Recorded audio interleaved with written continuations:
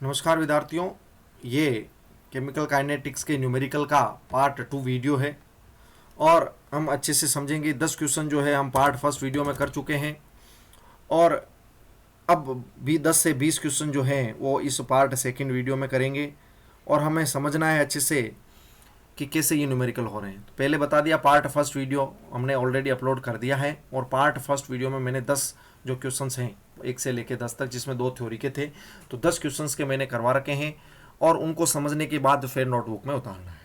अब part 2 video, इसमें भी 10 क्वेश्चंस रहेंगे। आसानी से आराम से इनको समझना है। जो चीज़ नहीं समझ में आएगी मैं उसको आराम से समझा दूंगा। फिर भी अगर मान लो कोई डाउट रहता है तो you can ask now in classroom. ठीक है, अब पढ़ते हैं 11 नंबर। तो 11 नंबर में देखो क्या दे रखा है, क्या पूछा है इसने ये पूछा है कि 2a + b c + d ये कोई अभिक्रिया है और निम्नलिखित परिणाम प्राप्त हुए हैं और वेग नियम तथा वेग स्थिरांक ज्ञात करना है। वेग नियम तथा वेग स्थिरांक ज्ञात करना है और प्रारंभिक वेग दे रखा है। देखो ये प्रारंभिक वेग क्या कर रखा है, इन्होंने दे रखा है। प्रारंभिक वेग का मतलब r0। ठीक है, r0 दे रखा है।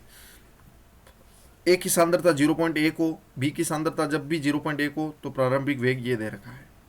ऐसे ए की सांद्रता 0.03 हो, बी की सांद्रता 0.02 हो तो वेग ये दे रखा है। ठीक है, ऐसे ये 3 और 4 हो, इस प्रकार आपको 4 डाटा दे रखे हैं। तो मैंने कहा था जब वेग नियम नहीं पता हो तो हम कैसे लिखते हैं, ये लिखते हैं r बराबर के ए की पावर x और b की पावर y, ये लिखते हैं। और ये लिखते हैं x और y क्या है, प्रैक्टिकल वैल्यूज हैं। अब ये चारों के चारों जो मान दे रखे हैं आपको सारणी के, ये चारों के चारों मान मैं इस समीकरण में रखूंगा। तो देखो समीकरण 1 में रखा तो r1 कर दिया, 2 में रखा तो r2 कर दिया, 3 में रखा तो r3, ऐसे r4 कर दिया। जो 10वां नंबर क्वेश्चन था वैसे की वैसे अप्रोच इसमें रहेगी कि देखो हमें क्या करना है, x की वैल्यू निकालनी। देखो y कहाँ सेम मिल रहा है आपको वहां पहुंचना है।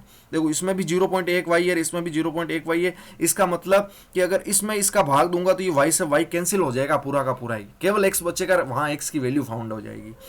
तो देखो ये वैल्यू r1 में r4 का भाग देंगे, r1 बट्टा क्या करेंगे, r4 करेंगे। क्यों करेंगे, इसका वजह है कि हम y को खत्म करना चाह रहे हैं। तो r1 बटा r4 किया तो देखो क्या हुआ, कैसे के कैंसिल हो गया और y से y वाला पूरा पार्ट कैंसिल हो गया। अब इधर देखो क्या बचा, इधर 0.1 बचा, इधर 0.4 बचा, तो 1/4 हो गया। क्योंकि देखो अगर घात सेम है तो ये आधार जो है ये आपस में जुड़ जाए, बट्टे में हो जाएंगे। तो ये 0.1 0.4 पॉइंट से पॉइंट कैंसिल हो जाएगा तो 1/4 हो जाएगा, 1/4 की पावर x। इसको जब वैल्यू को आप सोल्व करोगे तो ये भी 1/4 आएगी। तो ये देखो 1/4 की पावर x और इसको सोल्व किया तब ये भी 1/4 आएगी। ठीक है ना, देखो पॉइंट को हटा लोगे, ये पूरा सोल्व करोगे ना तो ये भी 1/4 आएगी। इतनी गणित तो आपको सोल्व आनी चाहिए कि आप इसको 1/4 कर सको आसानी से। ठीक है, तो ये हो जाएगा। तो देखो ये होने के बाद क्या होगा कि 1/4 हो गया, तो 1/4 की पावर x है, इधर 1/4 ही है, तो 1/4 है तो केवल पावर 1 हो जाएगी, तो x की वैल्यू यहाँ पर क्या आ जाएगी, 1 आ जाएगी। ये आपके आसानी से समझ में आ जाएगा। ऐसी अब y की वैल्यू फाइंड करने के लिए आप क्या करोगे कि देखो यहाँ x सेम मान लो, किस में सेम है, देखो इसमें x और x सेम है, तो इसमें x सेम है, तो इनमें r2 r3 करूंगा, इस वाले में r2 बट्टे r3 करूंगा तो x कट जाएगा, केवल y बचेगा। तो जैसे देखो एक ये x वाले कट गए सारे, k कट गया, तो यहाँ 0.2 है तो 1/2 बचा, इधर 1/2 बच रहा है, तो ये 1/2 की पावर y हो गया। इसको जब सोल्व किया तो ये 1/4 बचा, 1/4 का मतलब 1/2 का स्क्वायर, तो यहाँ 1/2 की पावर y है, 1/2 का स्क्वायर है तो y बराबर क्या आ गया, 2 आ गया। कंपेरिजन करने पर इतनी गणित तो आनी चाहिए। तो यहाँ y बराबर 2 आ गया, यहाँ x बराबर 1 आ गया। इसका मतलब आपको ये लो वेग नियम मिल गया, r बराबर के a की पावर 1 और b की पावर का स्क्वायर। ये आपका मेन आंसर आ गया। लेकिन अब k की वैल्यू फाइंड करनी है, तो k की वैल्यू आप इसमें a की आपको मान देखो खूब सारे दे रखे हैं, 4 टेबल दे रखी है a के मान के, एक a और b के मान के 4 टेबल दे रखी है। आप कौन सी a और b की वैल्यू लोगे, सब में r की k की वैल्यू सेम ही रहनी है क्योंकि सबके लिए k कांस्टेंट है।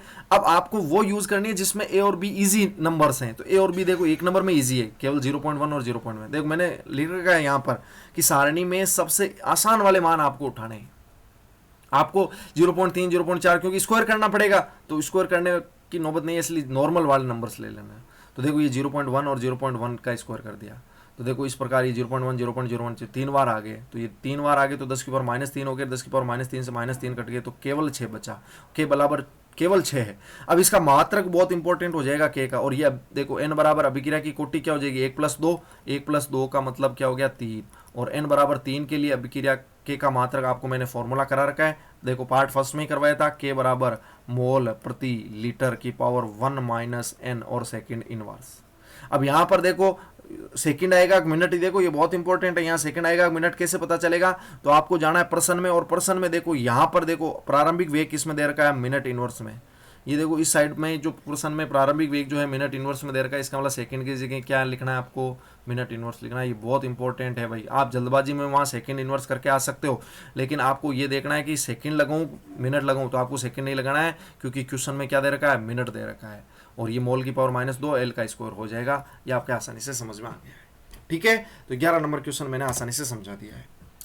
अब ए और बी जो है मध्यम के, ए के प्रति प्रथम कोटि की, बी के प्रति शून्य कोटि की है, तो देखो इस प्रकार का अभिक्रिया वेग हो जाएगा, ए की पावर 1 हो जाएगी, बी की पावर 0, केवल ए की सांद्रता पर डिपेंड कर रहा है, इसका मतलब बी की सांद्रता पर डिपेंड नहीं कर रहा है, और बी की सांद्रताएं दे रखी है लेकिन इस पर डिपेंड ही नहीं कर रहा। तो आपको ये खाली जगह भरनी है, ये एक तो ये खाली जगह आ गई, एक ये खाली जगह आ गई, एक ये, तो एक तो आपको कंप्लीट दे रखा है 0.1 0.1, और ये प्रारंभिक वेग दे रखा है R0, और इसमें भी देखो ये मिनट इनवर्स में है, ध्यान रखना, ठीक ना। अब एक वैल्यू तो आपको पूरी दे रखी है, तो ये वैल्यू पूरी दे रखी है, तो यहाँ से के की वैल्यू फाउंड हो जाएगी, क्योंकि हमें अभिक्रिया वेग दे रखा है, वेग समीकरण दे रखा है। तो देखो यहाँ से आपको क्या निकालना है, पहले के निकाल के रख लेना है, तो के निकाला तो मेरा आया 0.2, और क्योंकि अभिक्रिया की कोटि प्रथम कोटि की है, तो के का मात्रक सेकंड इनवर्स नहीं रखे मिनट इनवर्स रहेगा, क्योंकि यहाँ पर मात्रक क्या दे रखा है, मिनट इनवर्स, तो ये मिनट इनवर्स हो गया। अब 0.2 मिनट इनवर्स हो गया के का मान। अब ये कहां पर यूज में लेना है, देखो अब इस सेकंड वाले में ये खाली जगह पूर्ति करनी है, तो समीकरण तो देखो अभिक्रिया का वेग का समीकरण तो यही रहेगा। अब यहां पर देखो ये की सांद्रता फाइंड करनी है, तो देखो के की वैल्यू 0.2, ये लो के की वैल्यू 0.2, ए की सांद्रता फाइंड करनी है, ये लो रख लिया, और आर की वैल्यू जो है इसमें दे रखी है, देखो ये आर की वैल्यू 4 × 10 की पावर -2, तो आर की वैल्यू रख दो 4 × 10 की पावर -2, तो 0.2 का भाग दोगे तो ये आ जाएगा 2 × 10 की पावर -1। मात्रक लिखना चाहोगे तो मात्रक देखो इसमें ऑलरेडी दे रखा है, मोल प्रति लीटर इनवर्स, ठीक है, तो ये एक ही सांद्रता आ गई।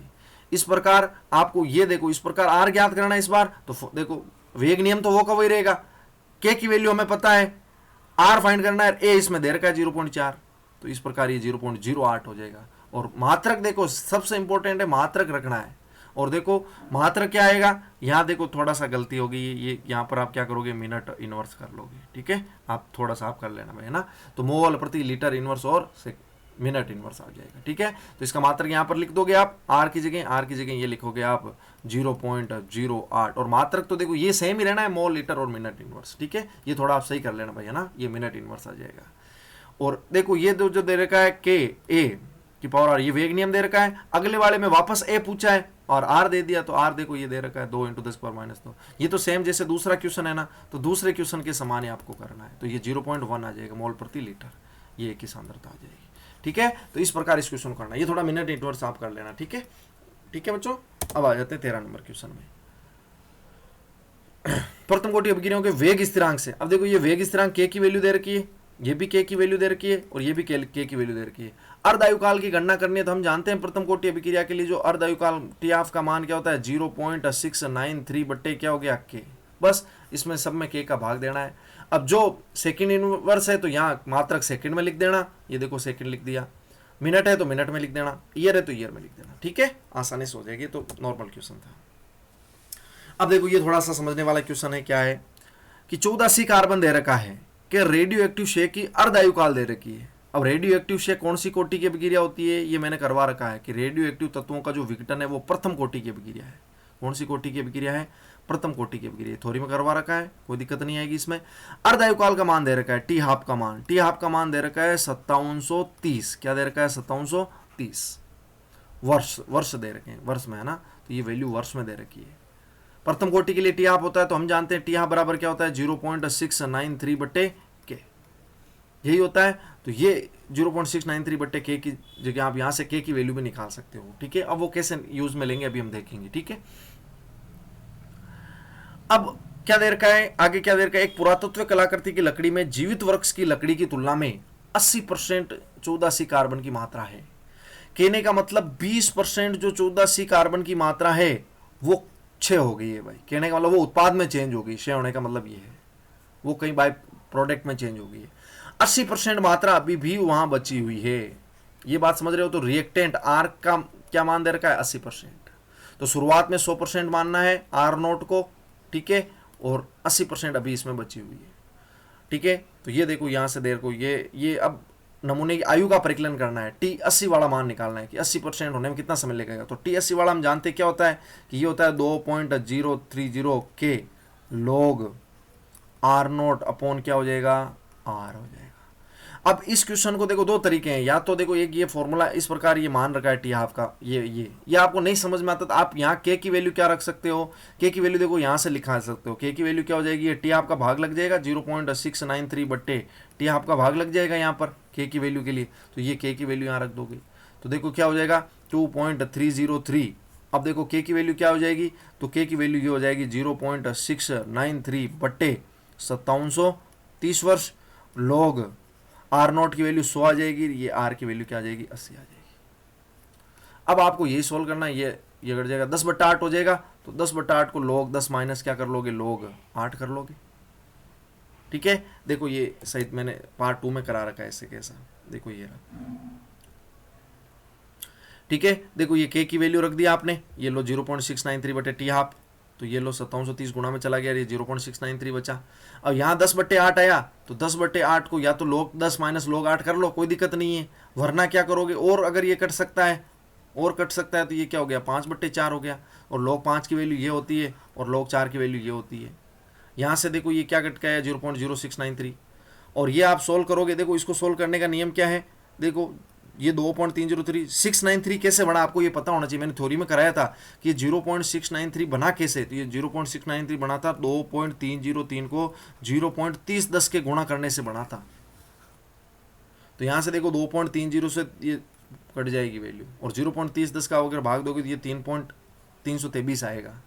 ठीक है ना, तो इस प्रकार इनको गुणा करोगे तो लगभग 1845 ईयर आएगा, ये आप कैलकुलेशन कर लेना, ये टी की वैल्यू है। ठीक है ना, तो सेकंड मेथड अपनाना ना, फर्स्ट मेथड तो ठीक है मैंने दोनों करवाए, ये आपको क्योंकि ये फॉर्मूले में फिट कर रखा है इसने टी आपको, बाकी आप ये सेकंड वाला आराम से कर लेना। ठीक है, सेकंड वाले मेथड अच्छा है। ए का मतलब ये आर नोट दे रखा है ना, ये आर नोट की वैल्यू दे रखी है, और ये क्या दे रखा है, आर दे रखा है, ये मैंने फॉर्मूले में करा रखा है, और ये ए की जगह ये आर नोट भी रख सकते हो, अपॉन क्या रख सकते हो, आर रख सकते हो। ये 100/80 कैसा है, ये मैन समझने वाली कहानी थी, बाकी के की जगह आप टी हाफ का यूज कर सकते हो। ठीक है, इस प्रकार हो जाएगा। अब 16 नंबर क्वेश्चन है, प्रथम कोटि की अभिक्रिया के लिए वेग स्थिरांक दे रखा है भाई। प्रथम कोटि अभिक्रिया के लिए हमें पता है मात्रक सेकंड इनवर्स होता है, प्रथम कोटि नहीं भी देता तो हम कैसे समझ जाते भाई, के बराबर 60 सेकंड इनवर्स दे रखा है। अभिक्रिया को अपनी प्रारंभिक सांद्रता का 1/16 भाग रह जाने में कितना समय लगेगा, तो देखो हम जानते हैं कि टी बराबर क्या होता है 2.303 के log आर नोट अपॉन क्या हो जाएगा, आर हो जाएगा।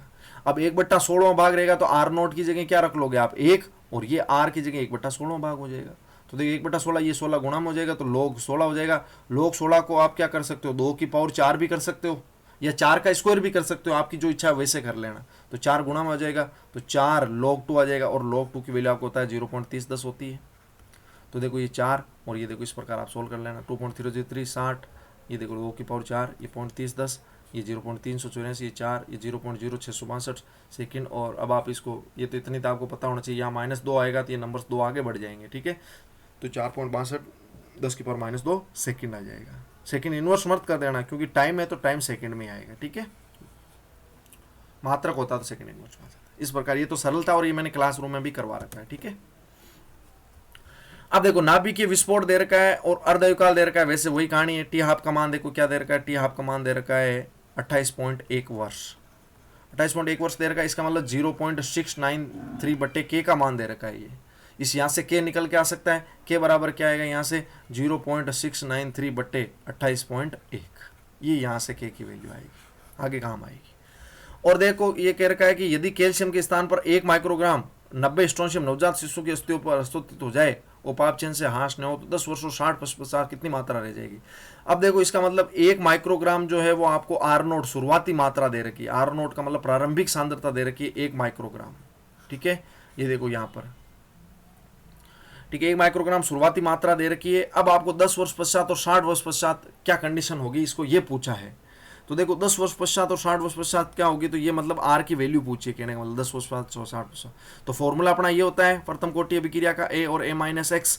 तो देखो टी की जगह तो क्या लिख दिया आपने 10 वर्ष, यहाँ से देखो के की वैल्यू भी अभी देखो यहाँ ये निकल के आई है, ये देखो के की वैल्यू भी आप यहाँ रख दोगे, ये लो यहाँ पर रख दिया आपने।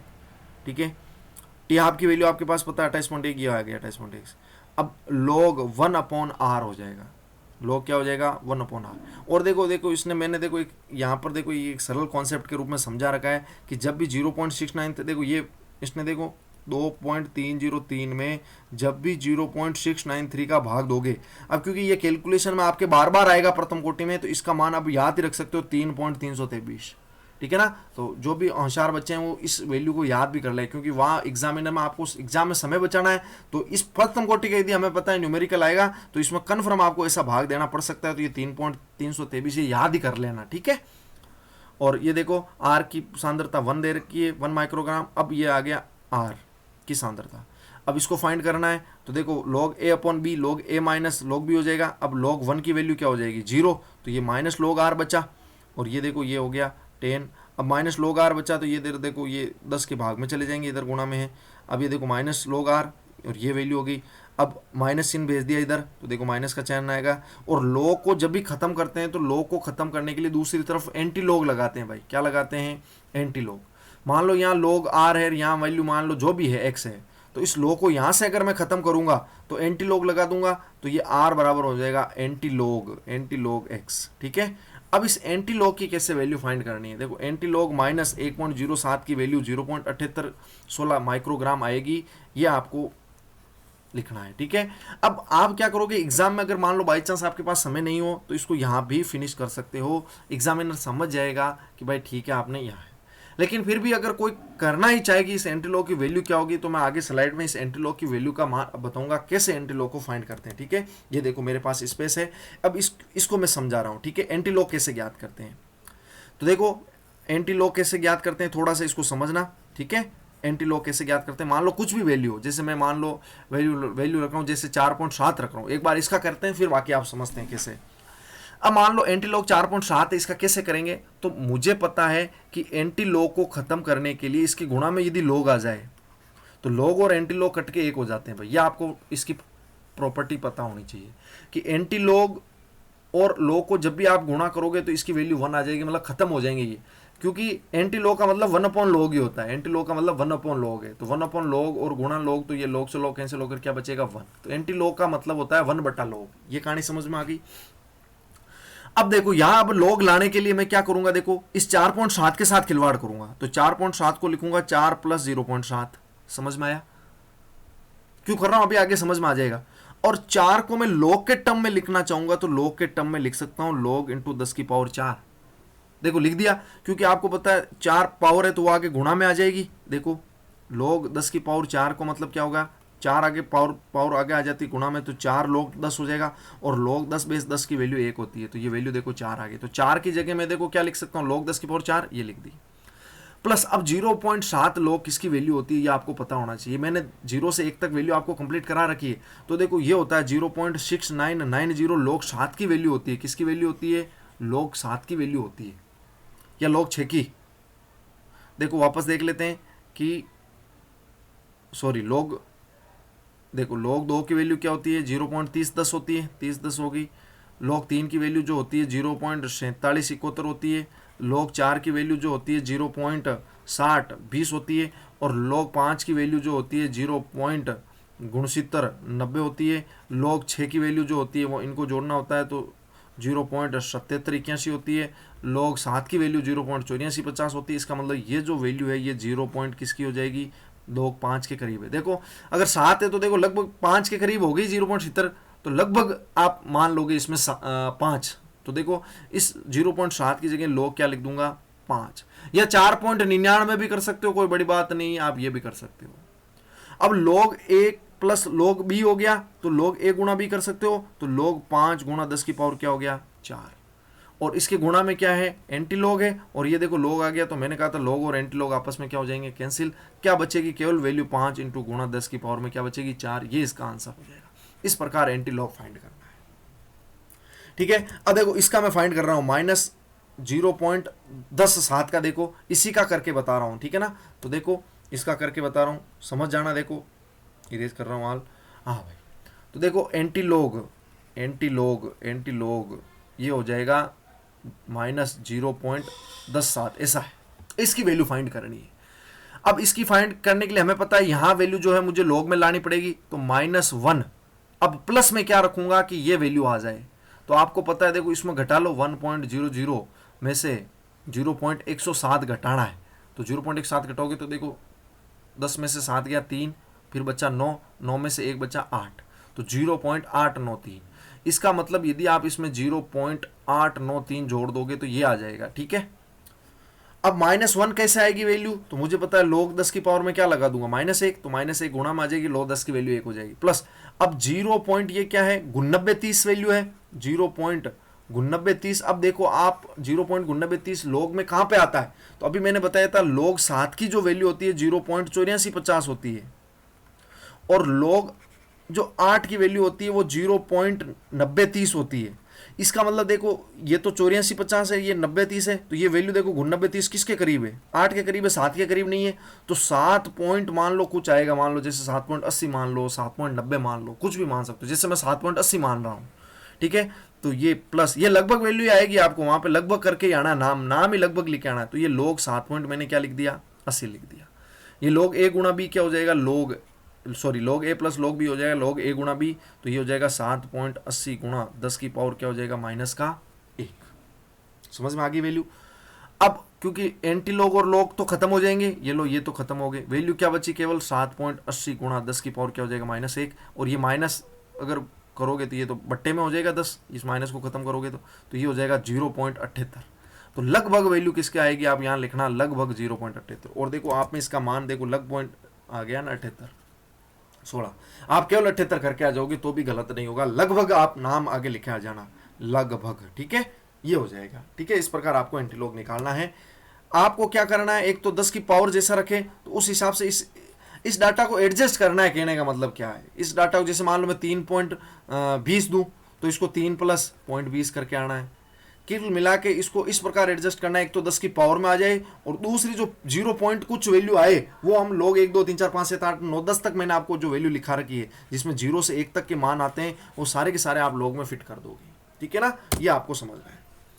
अब दर्शाएगी प्रथम कोटि अभिक्रिया में 99% अभिक्रिया पूर्ण होने में लगा समय, 90% अभिक्रिया पूर्ण होने वाले लगे से लगभग समय का दुगुना है। तो 99% अभिक्रिया पूर्ण हो जाने का मतलब क्या हुआ, अभिकारक कितना बचा है, अभिकारक 1% बचा है।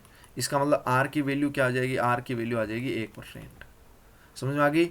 और 90% अभिक्रिया पूर्ण होने का मतलब क्या हुआ, अभिकारक कितना बचा हुआ है, अभिकारक 10% बचा हुआ है, तो ये आर हो जाएगा 10%, ठीक है। इस प्रकार आप देखो ये रहा, तो टी जब 99 लिखोगे तो ये हो जाएगा 2.303 बट्टे के लॉग, और आर की वैल्यू 100% आर, और ये 1% बचा, ठीक है। तो परसेंटेज से परसेंटेज कैंसिल हो जाएगा, 100/1, 100/1 को क्या लिखोगे 10 का स्क्वायर, 2 गुणा में आ जाएगा, तो आ जाएगा log 10, और log 10 की वैल्यू 1 होती है, तो ये वैल्यू आ जाएगी, ये आ जाएगी यहाँ पर देखो ये रहा, और यहाँ एक बार 100/10 हो जाएगा तो केवल 10 बचेगा, और log 10 बेस 10 की वैल्यू क्या हो जाएगी 1 हो जाएगी, तो यहाँ पर तो 1 आ जाएगा, और ये देखो आगे 2 आ जाएगा, 10 का स्क्वायर हो जाएगा, कहने का मतलब ये यहाँ से ये कट भी सकता है, 2 गुणा में आ जाएगा, तो 2/1, और ये मैंने क्लासरूम में भी करा रखा है, ठीक है। इस प्रकार ये सोल्व हो गया।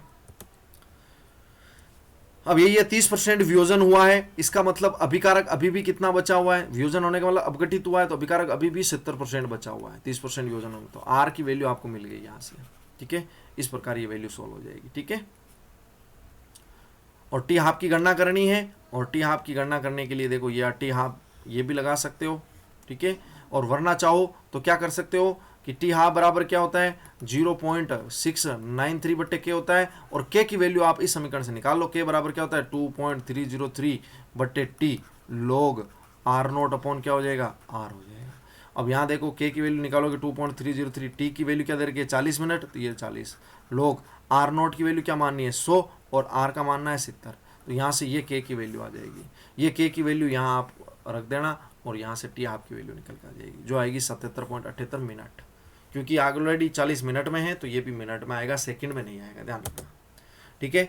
और अब देखो जो आइसोप्रोपेन दे रखा है, हेक्सेन के विघटन में निम्न आंकड़े प्राप्त हुए हैं, और ये देखो अब प्रेशर के रूप में दे रखा है, और मैंने आपको लिखाया था जो प्रथम कोटि अभिक्रिया में जो प्रेशर का मैंने मान लिखा रखा है कि आर और के मध्य संबंध जो देखो ये देखो टी बराबर मैंने लिखाया हुआ है 2.303 के के log r naught upon r, ये मान होता है। इसको मैंने गैसीय अभिक्रियाओं के लिए डिराइव करवा रखा है और के बराबर करा रखा है 2.303। अब देखो ये इंटरचेंज हो सकते हैं आपस में। ये देखो ये हो गया टी log, और यहाँ मैंने करा रखा है पी नोट, और यहाँ लिखा रखा है 2p नोट, और यहाँ करा रखा है पी टी टोटल प्रेशर। ये फॉर्मूले में आपको कुछ नहीं करना, वैल्यू पुट करनी है। देखो टी बराबर इसमें 360 दे रखा है, देखो टी बराबर 360 दे रखा है, तो वेग स्थिरांक गणना करनी है। तो देखो टी बराबर 360 पे तो 2.303, टी की जगह क्या रख दूंगा 360, और log अब पी नोट क्या दे रखा है, तो पी नोट देखो 360 पे क्या दे रखा है, पी नोट क्या दे रखा है, ये दे रखा है, देखो पी नोट का मतलब जीरो टाइम पर, तो ये पी नोट की वैल्यू दे रखी है 35। जो भी समय टी बराबर जीरो होता है, तो टी बराबर जीरो पर जो प्रारंभिक सांद्रता होती है वो वहाँ आर नोट हो जाता है, यहाँ प्रेशर जो है वो पी नोट हो जाएगा। ये वैल्यू पी नोट की है, तो पी नोट की जगह क्या रखोगे, देखो 35 भट्टे में 2p नोट, तो 35 को 2 से गुणा करोगे तो 70 माइनस पी टी। अब 360 पे टी क्या दे रखा है, देखो 360 पे टी दे रखा है 54, तो ये लिखोगे यहाँ पर -54। तो इसको सोल्व करोगे तो ये आ जाएगा log 35 बट्टे 70 में से 54 गए 16, ठीक है, log 35 बट्टे 16, और ये आ जाएगा 2.303 बट्टे 360। ये के की वैल्यू आएगी। अब आपको इसको सोल्व करना है। कैसे सोल्व करोगे, तो देखो ये रहा 35 बट्टे 16 का मतलब वैल्यू आएगी 2.18, और 2.18 का मान हमें देखना है। देखो 2 का वैल्यू तो 0.3010 होती है, और 3 की वैल्यू क्या होती है 0.4771, तो 2 पॉइंट लगभग 18 की वैल्यू, इसका मतलब थोड़ा इनमें देख लेना गैप कि 0.32 के समथिंग मान लेना, 33 के समथिंग मान लेना, तो ये वैल्यू आ जाएगी 0.33, ठीक है। तो के सॉल्व करोगे तो ये आएगा, और क्योंकि प्रथम कोटि की है तो सेकंड इनवर्स आएगा, ठीक है। इस प्रकार क्या दे रखा है इस प्रकार आपको देखो 720 वाला निकालना है, तो 720 वाले के लिए देखो पीटी क्या दे रखा है 63, तो ये वैल्यू रखोगे के बराबर 2.303। अब 720 ये लिख दिया 720 log पी नोट की वैल्यू वही 35, 2p नोट का मतलब 70 माइनस, अब क्या आएगा वैल्यू, देखो ये 720 की दे रखी है 63, ये वैल्यू आ जाएगी 63, तो ये आ जाएगा log 70 में से 63 के 35 बटे 7, तो 7 पंजा 35, log क्या आ जाएगा 5, और log 5 की वैल्यू ये रहा 0.69, ठीक है। इस प्रकार ये क्या आ जाएगा सेकेंड इनवर्स में।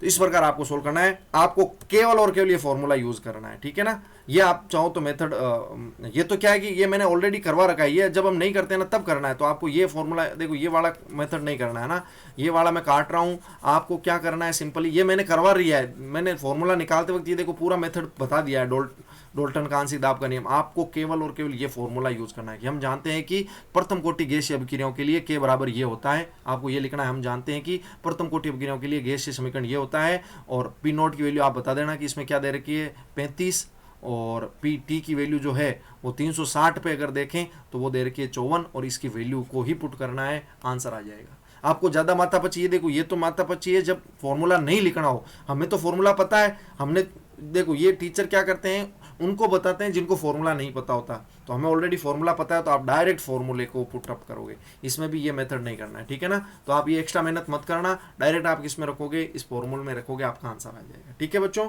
ठीक है, अब ये पार्ट 3 है जो नेक्स्ट इस पार्ट 2 के आपके करने के बाद आ जाएगा।